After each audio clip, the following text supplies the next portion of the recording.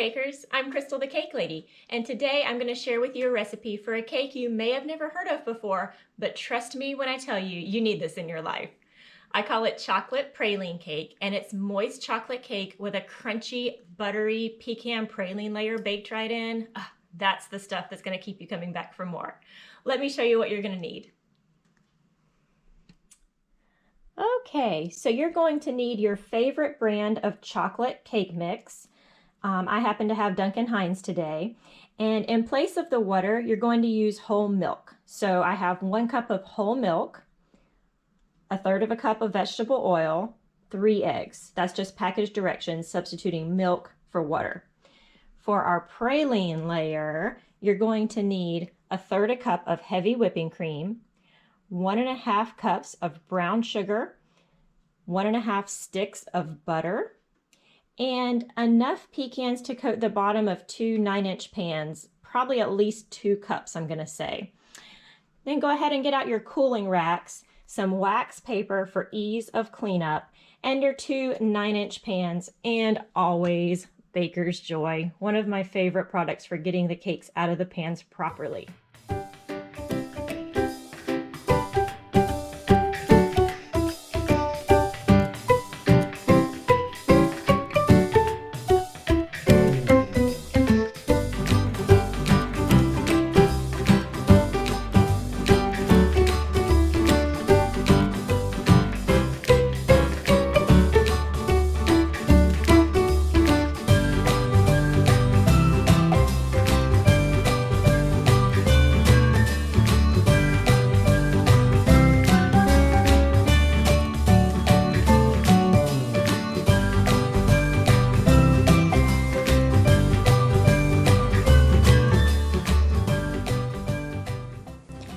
It's important for me to mention this. Do not fill pans more than halfway full, or they will overflow in the oven while baking.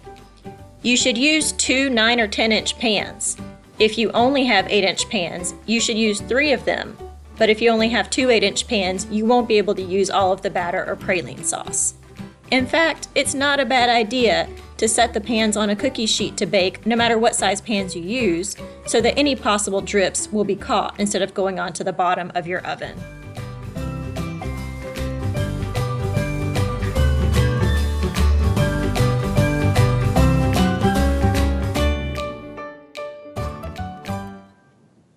Most cakes I turn out of the pan as soon as I take them out of the oven, but this one is a little different. I let it sit for about 5 minutes after taking it out of the oven to let the praline set up just a little. Then I invert the pan onto the cooling rack and wait another 5 minutes before lifting the pan off. Inevitably, some praline will be stuck to the bottom of the pan, so scrape those off with a rubber spatula and add wherever it looks like it could use a little extra.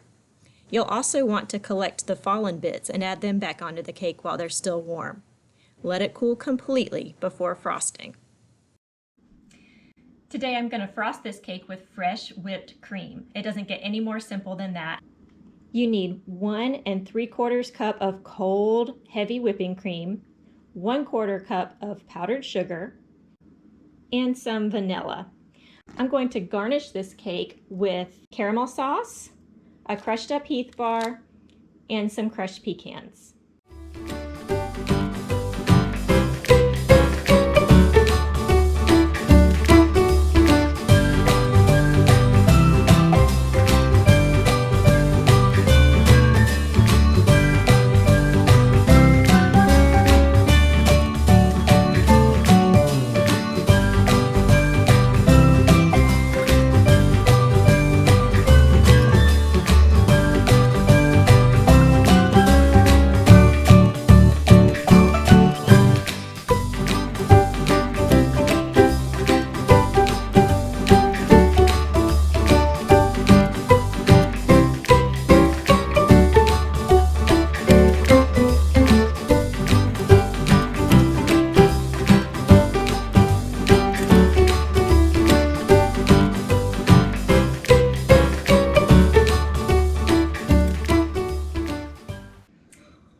have it, a scrumptious chocolate praline cake. Go ahead and grab yourself a fork before it's all gone.